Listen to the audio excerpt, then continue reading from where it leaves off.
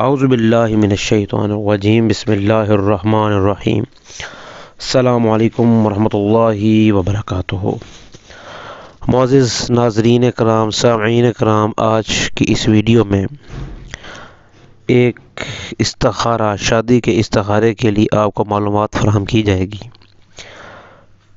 اکثر حضرات کو آلریڈی پہلے سے استخارے کے بارے میں معلوم ہوتا ہے، تو جن حضرات کو، بہن بھائیوں کو نہیں معلوم، وہ اس عمل کو کریں۔ استخارہ کا مطلب یہ ہوتا ہے کہ آپ جس کام کو کرنے کا فیصلہ کر لیتے ہیں، کیا جب وہ آپ اس کام کو کریں گے یا اس کام کو آپ سر انجام دیں گے تو کیا اس کے نتائج آپ کے حق میں ہوں گے، یا اس کام کرنے کے جو نتائج برآمد ہوں گے وہ آپ کے حق میں نہیں ہوں گے۔ زیادہ تقریر کرنے کی بجائے ہم طریقے کی طرف چلتے ہیں۔ شادی کے لیے اب آپ نے استخارہ کرنا ہے۔ ایک تو مرد ہے یا خاتون ہے، ان کا عکس، ان کا چہرہ آپ اپنے ذہن میں پاک دیکھا ہونا چاہیے۔ آپ نے روزانہ 7 دن تک 900 مرتبہ یا علیموں کا ورد کرنا ہے۔ یہ ورد آپ نے عشاء کی نماز کے بعد کرنا ہے۔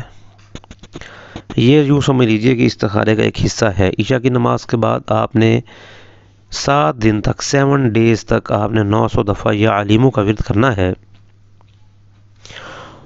تو رشتے کے بارے میں آپ جاننا چاہیں تو آپ نے جمعرات اور جمعے کی درمیانی شب، جمعرات اور جمعے کی درمیانی رات میں آپ نے اٹھنا ہے باوضو ہو کر، یعنی کہ وضو کر کے 2 رکعت نماز ادا کرنی ہے۔ اس کے بعد آپ نے 150 مرتبہ پھر یا علیموں کا ورد کرنا ہے، اور اس کے بعد آپ نے سو جانا ہے۔ 3 شب جمعہ، یعنی کہ 3 جمعرات اور جمعے کی راتوں تک آپ نے یہی عمل کرنا ہے۔ انشاءاللہ تعالی العزیز جو بات صحیح ہوگی وہ آپ کو یا تو خواب میں معلوم ہو جائے گی، یا پھر آپ کو کسی اشارتاً معلوم پڑ جائے گی، یا آپ کے دل میں ایک خیال پیدا ہوگا۔